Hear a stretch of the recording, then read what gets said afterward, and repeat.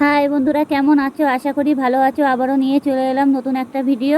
ভালো লাগলে like comment করবেন আর সব বন্ধুদের কাছে ভিডিওটা শেয়ার করে দেবেন। পুরোপুরি ভিডিওটা দেখবেন, টেনে টেনে দেখবেন না, তাহলে কিছুই বুঝতে পারবে না। দেখতেই পাচ্ছ, দেখো আমি এখানে আজ পাবদা মাছ নিয়ে এসেছি। অবশ্য পাবদা মাছগুলো জ্যান্ত ছিল। অবশ্য বাড়িতে এনে আমি ভালো করে কেটে ধুয়ে নিয়েছি। অবশ্য পাবদা মাছগুলো কাটতে একটু টাইম লাগে, যেতেই হোক কেন, যদি বলো কেন, এই মাছগুলো ছোট ছোট আঁশ তো, আঁশগুলো তুলতে একটু সময় লাগে। এই যে, আর মাছে এমনিতে প্রচুর পরিমাণে কাটা হয়, কিন্তু খেতে খুবই স্বাদি এই পাবদা মাছগুলো। যাই হোক, ভালো করে আমি কেটে নিয়েছি। নিয়ে এখন বাড়িতে এনে কেটে কুটে নিয়ে নুন হলুদ মাখিয়ে নিচ্ছি। এটাকে লবণ হলুদ মাখিয়ে নিতে হবে। আবার অবশ্য মাছটাকে একটু চিড়ে চিড়ে দিতে হবে। মাছটাকে চিড়ে চিড়ে দিলে পরে কী হবে যেন, মাছের ভিতরে যে কাঁটাটা থাকে না, সে কাঁটাটা পুরোপুরি ভাজা হয়ে যাবে। আর অনেক সময় মাছটা চিড়ে না দিলে মাছের যে কাঁটাটা সেটা গোটা গোটা থেকে যায়। আর কেটে কেটে একটু চিড়ে দিলে পরে মাছের যে কাঁটাটা সেটা কেটে যায়। আর ভাজলে পরে মাছটা পুরো মানে খেতেও ভালো লাগে, আর কাঁটা বাঁধার সম্ভাবনা থাকে না। যাই হোক, লবণ আর হলুদটা মাখিয়ে আমি নিয়ে নিচ্ছি। এবার পাবদা মাছটা বেশি বড়ও না, আবার বেশি ছোটও না। দেখতেই পাচ্ছ কীরকম সাইজটা মাছটা। অবশ্যই এখানে 600 গ্রাম মাছ আছে। 600 গ্রাম মাছটা আমি আজকে ভালোভাবে ঝাল করব। অবশ্য আমার ছেলেরও পছন্দ ছিল, আমার হাজব্যান্ডেরও পছন্দ। দ্বিতীয়, আমার হাজব্যান্ড যখন বাড়িতে থাকে তখন এইসব মাছ খেতে প্রচুর পরিমাণে ভালোবাসে, ছোট ছোট মাছ। আমি আবার ছোটো মাছ খেতে পছন্দ করি না। অবশ্য ছোটো মাছ খেতে পারি না, পছন্দ করি না বলতে কি, ছোটো মাছটা খেতে পারি না ওই কাঁটা বাঁধার ভয়তে। একবার জানো তো আমার দাঁতের গোড়ায় কাঁটা বেঁধে গেছিলো, এর জন্য আমি মাছ খেতে খুবই ভয় পাই, ছোটো মাছ। যাই হোক, আমি এখন কড়াই বসিয়ে দিয়েছি। কড়াই বসিয়ে দিয়ে কড়াইতে তেল দিয়ে দিয়েছি। তেলটা অবশ্য গরম হতে হবে। কড়াইটা তার আগে ভালো করে গরম করে নিতে হবে, যাতে তেলটা ভালোভাবে গরম হয়ে যায়। এবার মাছগুলো দিয়ে দিতে হবে। এবার তেলটাকে আমি এধার ওধার করে দিব, দিয়ে ভালো করে কড়াইতে তেলটাকে লাগিয়ে নিতে হবে। তেলটাকে ভালো করে লাগিয়ে নিতে হবে যাতে মাছগুলো লেগে না যায়।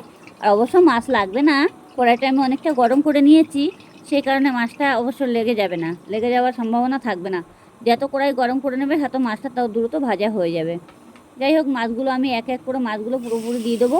আমি খুন্তি দিয়ে মাছ দিয়ে দিচ্ছি। আপনারা চাইলে হাত দিয়েও দিতে পারে, কিন্তু হাত দিয়ে একটু সাবধানে দেবে, এটা হাতে লাগবে না। অনেক সময় পাবদা মাছ কিন্তু একটু ফোটে, অনেক সময় পাবদা মাছগুলো ফুটে ফুটে ওঠে তো, যার জন্য। যাই হোক, আমি মাছটাকে ভালো করে দিয়ে দিচ্ছি। 3 পিস মাছ দেবো, দিয়ে ভালো করে এক এক করে মাছগুলো ভেজে ভেজে নেব। মাছগুলো ভেঙে না যায় সেইভাবে ভাজতে হবে। 3 পিস দেওয়া হয়ে গেছে, আমি আরও 1 পিস দিয়ে দিচ্ছি। যেটি হোক, জায়গা আছে সেরকমভাবে দিতে হবে। আর মাছের ওপরে মাছ দেবে না, একটু দেখে শুনে দেবে। ওরা দেখবে সবসময় একটু হাতে পাতে যেন না লাগে, সেইভাবে বুঝে শুনে মাছটাকে একটু তেলের ওপরে দেবে। খুন্তি দিয়ে দিলে কি হয়, গায়ে লাগে না, আর গায়ে লাগার সম্ভাবনা থাকে না। অনেক সময় খুন্তি দিয়ে দিতে পারে না, অনেকে পড়ে যায় হাত থেকে, সেজন্য অনেকে খুন্তি দিয়ে দিতে পারে না, হাত দিয়েই দেয়। আমি আবার মাছ আবার খুন্তি দিয়েই দিতে ভালোবাসি, আমি হাত দিয়ে দিতে পছন্দ করি না, বারবার আমার হাত ধুতে হয় সেই কারণে। যাই হোক, মাছগুলো আমি ভালো করে ভেজে নেব, পুরো লাল লাল করে মাছগুলো ভেজে নিতে হবে। আর মাছগুলো ভাজার সময় একটু ঢেকে দিলে ভালো হয়। অবশ্য আমি মাছটা ঢাকিনি, যেটি হোক। আবার দেখছি না মাছটা অনেক সময় ফুটছে না, এর জন্য আমি আর ঢাকিনি। যদি মনে করো যে মাছটা ফুটছে তাহলে ঢেকে দেবে, কোনো অসুবিধা নেই। কিন্তু মাছ আবার অনেক সময় ফোটে, আবার অনেক সময় ফোটে না। অনেক সময় ফোটে কেন যেন, কাপসা থাকলে ভিতরে তখনই মাছটা ফোটে, আর কাপসাটা যখন না থাকে তখন মাছটা ফোটে না। যাই হোক, ধোয়ার সময় একটু দেখে শুনে ধুয়ে নেবে, তাহলে এতটা অসুবিধা হবে না। যাই হোক, আমি মাছগুলো এখন আমি ভালো করে উল্টে পাল্টে দেবো। মাছগুলো দেখছি যে গ্যাসটাকে আমি বাড়িয়ে দিয়েছি। আবার বেশিক্ষণ রাখা যাবে না, না হলে মাছটা মানে হালকা তো পুড়ে যাওয়ার সম্ভাবনা থাকে, সেই কারণে। হালকা মাছ এমনিতে দেখতেই পাচ্ছ। এবার দেখো, মাছগুলো অনেকটা লাল লাল ভাব চলে এসেছে। মাছটা একটু চিড়ে চিড়ে দেওয়া থেকে মাছটা খেতেও খুবই স্বাদি। আর অবশ্য আমি মাছটাকে ঝাল করব। এবার মাছটা আমার হয়ে গেছে, আমি এপিঠটা পুরো উল্টে দেবো মাছটার। এই যে মাছটাকে উল্টে দিয়ে দিয়েছি, যে মাছটাকে আমার ভালো করে উল্টে দিতে হবে। এই যে মাছটাকে উল্টে দেবো, অনেকটা লেগে মানে ছিলিপ করছে খুন্তি দিয়ে, আর কি খুন্তি দিয়ে ছিলিপ করছে। যাই হোক, মাছগুলো আমি এপাশেগুলো আগে এক এক করে উল্টে নেব। এপাশে মাছগুলো অলরেডি আমার উল্টানো হয়ে গেছে, এই মাছটা ছিলিপ করছিল। যাই হোক, উল্টানো হয়ে গেছে, দেখতেই পাচ্ছ মাছগুলো পুরো লাল লাল হয়ে গেছে। মাছগুলো আমার ভাঙিনি। এভাবে মাছগুলো ভেজে নিতে হবে। আর যদি মনে করবে যে মাছগুলো কড়াইয়ে লেগে যাচ্ছে, তাহলে কাঁচা একটু লবণ তেলের মধ্যে দিয়ে দেবে, তাহলে মাছগুলো আর লাগবে না। মাছ ভাজার সময় একটু খেয়াল রাখতে হবে যাতে পুড়ে না যায়, মাছগুলো পুড়ে গেলে খেতে কিন্তু ভালো লাগবে না। যাই হোক, আমার মাছটা অলরেডি হয়ে গেছে, এখন আমি পুরো তুলে নিচ্ছি মাছগুলো। এই দেখো কত সুন্দর ভাজা হয়ে গেছে, দেখতে পাচ্ছ। আমি খুন্তি দিয়ে তুলে নিচ্ছি। আর বুঝে শুনে তুলবে, যাতে তেলটা গায়ে যাতে না লাগে, এসে অনেক সময় তুলতে গিয়ে তেলটা ছিটকায়, সেইভাবে দেখে শুনে তুলবে। আমার যে বাকি মাছটা ছিল সেগুলো আমি আবারও দিয়ে দেবো, দিয়ে মাছগুলো পুরোপুরি ভেজে নেব। এই যে দেখতেই পাচ্ছ মাছগুলো আমি দিয়ে দিচ্ছি। এভাবে দিয়ে মাছগুলো পুরোপুরি ভেজে নিতে হবে।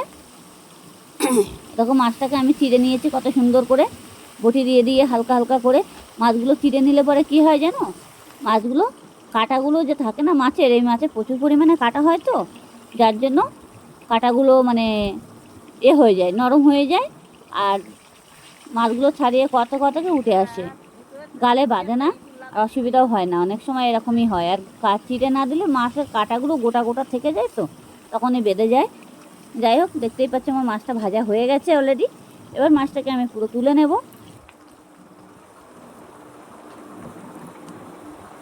এবার মাছটা আমি তুলে নিচ্ছি। দেখো এভাবে তুলে নিতে হবে মাছগুলো, যাতে গায়ে না লাগে। একটু খেয়াল রাখতে হবে সবসময়, একটু একটা জিনিস সবসময় একটু খেয়াল রাখতে হবে, যে কোনো একটা জিনিস করতে গেলে। দেখো আমার মাছগুলো অলরেডি ভাজা হয়ে গেছে কত সুন্দরভাবে। এবার কড়াইতে যে তেল আছে, এবার তেলের ভিতরে আমি কালো জিরে ফোড়ন দেবো। এই দেখো কালো জিরে ফোড়ন দিয়ে দিয়েছি। এবার দেব দেখো লঙ্কা, আপনারা যেমন লঙ্কা খাবেন তেমন দেবেন। অবশ্য কালো জিরে ফোড়ন অবশ্য তরকারিতে মাছের ঝাল করতে গেলে দিতেই হবে। আমি একটু পেঁয়াজ দিয়ে দিলাম, আপনারা চাইলে দিতে পারো, না চাইলে না দিতে পারো।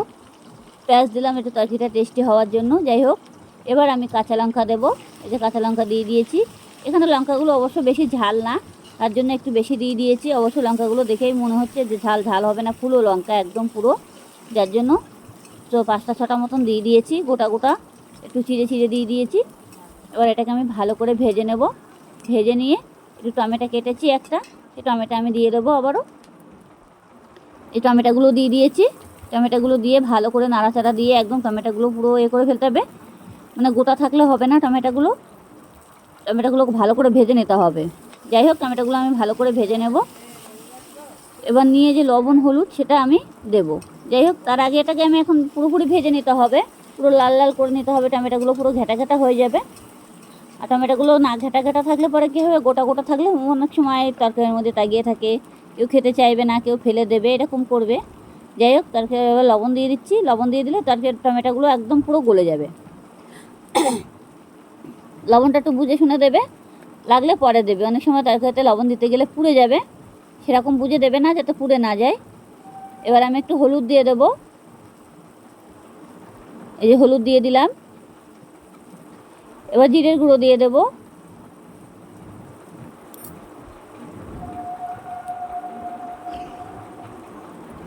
জিরের গুঁড়ো দিয়ে দিয়েছি।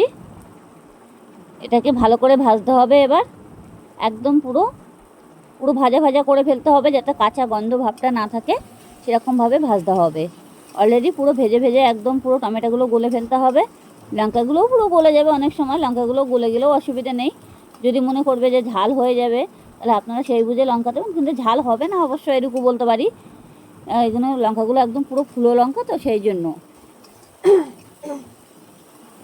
লঙ্কাগুলো ফুলো বলে সেই জন্য একটু ঝাল ঝাল মনে হচ্ছে, কিন্তু ঝাল হবে না অবশ্যই। এটাকে দেখতেই পাচ্ছ আমার মশলাটা অলরেডি ভাজা হয়ে গেছে, আর একদম পুরো মানে ঘ্যাট ঘ্যাট হয়ে যাবে।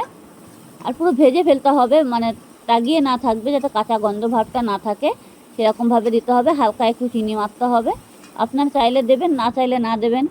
অল্প একটু কোনো রকম একটু চিনির দানা ফেলে দিতে হবে। এরকম আমি দিয়ে দিচ্ছি, অল্প একটু চিনি দিয়ে দিয়েছি। এবার এটা দিয়ে ভালো করে নাড়াচাড়া দিতে হবে। এটাকে আমি ভালো করে ভেজে নেব অলরেডি। দেখো একদম পুরো টমেটোর কোনো চিহ্নই পাওয়া যাবে না তরকারির ভিতরে। দেখেছো একদম পুরো ভাজা হয়ে গেছে অলরেডি। আমার লঙ্কাগুলোও পর্যন্ত পুরো মিশে গেছে। এভাবে করলে পরে তরকারির ঝোলটাও গাঢ় হবে, খেতেও ভালো লাগবে, দেখতেও ভালো লাগবে। এমনি দেখবে সবসময় একটা জিনিস, খাওয়া থেকে দেখাটাই বেশি ভালো লাগে। আর মানে মনে হবে তখন জিনিসটা দেখলে যেন খাওয়া হয়ে যায়। দেখো এবার অলরেডি আমি এখন জল দেবো তরকারির ভিতরে। এবার জল দিয়ে দিচ্ছি। মাছটাকে একটু ঝাল বানাবো, তার আগে আমি ধনে পাতা কেটে রেখে দিয়েছি। ধনে পাতাটা পরে দেব, এখন দেব না। এই যে জল দিয়ে দিয়েছি। এবার জল দিয়ে এটাকে ভালো করে ফুটিয়ে নিতে হবে অলরেডি। গ্যাসটাকে আমি বাড়িয়ে দিয়ে দিয়েছি। এটাকে ভালো করে ফুটাতে হবে। ভালো করে না ফুটলে আমি মাছটা যেটি হোক দেবো না। এখন ভালো করে ফুটাতে হবে। জলটাকে দিয়ে দিয়েছি অলরেডি। জলটা সেই বুঝে দেবেন, আপনারা যেমন ঝোল রাখবেন তেমন দিতে পারবেন, কোনো অসুবিধে নেই। আর পাবদা মাছ তো একটু হালকা টাইপের রাখলে পরে অসুবিধা হয় না, ভালো লাগে জ্যান্ত মাছের ঝোল। যাই হোক, আমি এখন ঢেকে দিয়ে দিয়েছি। এবার তরকারিটা না ফোটা পর্যন্ত আমি খুলবো না। এখন 5 মিনিট পরে চলো আমি আবারও ফিরে আসছি। অলরেডি ফুটে গেছে আমার তরকারিটা, দেখতেই পাচ্ছ। এই যে আমি এখন খুলে দিয়েছি ঢাকাটা। এবার দিয়ে আমি তরকারিটা ভালো করে ঝোলটাকে নাড়াচাড়া দিয়ে নেব। আমি কিন্তু সর্ষে ফোড়ন দিইনি আর সর্ষে বাটাও দিই না। অবশ্য সর্ষে বাটা দিলে আমাদের আবার একটু গ্যাস হয়, সেই কারণে। যাই হোক, মাছটাকে আমি এক এক করে ঢেলে দেবো। আপনারা চাইলে হাত দিয়েও দিতে পারো, কিন্তু হাত দিয়ে দেওয়াটা দরকার নেই, অস্ত করে ঢেলে দিতে হবে যাতে গায়ে না লাগে। এবার আমি এক এক করে খুন্তি দিয়ে মাছগুলো পুরো পাতিয়ে পাতিয়ে দেবো। এবার একটু নাড়াচাড়া দিয়ে মাছগুলো ভালো করে আমি আবারও ঢেকে দেবো কিছুক্ষণের জন্য। এই যে দিয়ে দিয়েছি ঝোলের ভিতরে মাছটা। ঝোলটা আবার একটু ভালো করে ফুটবে, না ফোটা পর্যন্ত। এবার আমি আস্তে করে থালা দিয়ে ঢেকে দেব। এই যে ঢেকে দিয়ে দিয়েছি, অলরেডি ঢাকা হয়ে গেছে। আমি আবারও 5 মিনিট বাদে আবারও ফিরে আসছি। অলরেডি দেখো আমার ঝোলটা অলরেডি হয়েও গেছে অনেকটা। এই দেখো, একটু হালকা টাইপের একটু ঝোল ঝোল রাখতে হবে। এই মাছের একটু হালকা ঝোল রাখলে বেশি ভালো লাগে। অবশ্য সর্ষে বাটা দেওয়ার কোনো প্রয়োজন আসে না। অনেক সময় অনেকে সর্ষে বাটা খেতে পারে না, আমরা আবার সর্ষে বাটা খেতে পারি না। সর্ষে বাটা খেলে কী হয় বন্ধুরা জানো তো? গ্যাস হয়ে যায়, অতিরিক্ত গ্যাস হয়। সর্ষে বাটায় গ্যাস হয় অতিরিক্ত, এটা সত্যি কথা। কিন্তু দেখবে চেষ্টা করে সর্ষে ফোড়নটা বেশি না খাওয়াই ভালো। অনেক সময় সর্ষে তো অনেক গ্যাস হয়। যাই হোক, এরকম আমি ধনেপাতা কেটে রেখে দিয়েছিলাম, সেই ধনেপাতাগুলো আমি পুরো ছড়িয়ে দেব। ছড়িয়ে দিয়ে দিয়েছি। এবার এটাকে ভালো করে নাড়াচাড়া দিতে হবে ধনেপাতাগুলো দিয়ে। আর ধনেপাতা নামানোর সময় দেবে, দিলে পরে গন্ধটাও ভালো লাগবে আর তরকারির টেস্টটাই অন্যরকম লাগে। অনেকে জানো তো সর্ষে বাটা খায়, কিন্তু তাদের কিছু হয় না। কিন্তু আমরা আবার সর্ষে বাটা খেলে পরে প্রচুর পরিমাণে গ্যাস হয়ে যায়। আমাদের বাড়িতে সর্ষে বাটা কেউ পছন্দ করে না। তো আবার চিংড়ি মাছ হলে আবার একটু মাঝে মাঝে একটু খেতে ইচ্ছা করে, এই যা। যাই হোক, সর্ষে বাটা দিইনি, কিন্তু তরকারির কালারটা দেখো, দেখে মনে হবে না খেয়ে ফেলি এখনই। যাই হোক, তার আমার ধনেপাতাগুলো দিয়ে এখন আমি ভালো করে তরকারিটা পুরো এধার ওধার করে একটু নাড়াচাড়া দিয়ে দিয়েছি। এটা আবারও একটু হালকা করে ঢেকে দেবো যাতে ধনেপাতার গন্ধটা মাছের মধ্যে চলে যায়। আবার একটু ঢেকে দিয়ে দিলাম। তাহলে আবারও 2 মিনিট পরে আমি আবারও ফিরে আসছি। এই যে দেখো তরকারির কালারটা কত সুন্দর চলে এসেছে। এই যে এবার তরকারিটা আমার অলরেডি হয়েও গেছে অনেকটা। বেশি ঝোল কমাবো না, যেটি হোক মাছের ঝোল। পাবদা মাছের ঝোল এমনিতেই খুবই ভালো লাগে। আর গরম ভাতে গরম গরম পাবদা মাছের ঝোল দিয়ে ভাত খেলে এমনিতেই বাঙালির খাওয়া, অত তাড়াতাড়ি খাওয়া হয়ে যাবে। আর মাছটাকে একটু ভালো করে ভেজে নিলে অসুবিধা হবে না, মাছে কাটাও পাতবে না। দেখো ঝোলটা অনেকটা হয়েও গেছে, পুরোপুরি কমপ্লিট হয়ে গেছে তরকারিটা আমার, দেখতেই পাচ্ছ। আর ধনে পাতাটা নামানোর সময় দেবে যাতে। এবার অলরেডি আমার তরকারিটা একটা পাত্রের মধ্যে ঢেলে নেব। ভালো লাগলে লাইক কমেন্ট করবেন আর সব বন্ধুদের কাছে ভিডিওটা পুরোপুরি শেয়ার করে দেবে।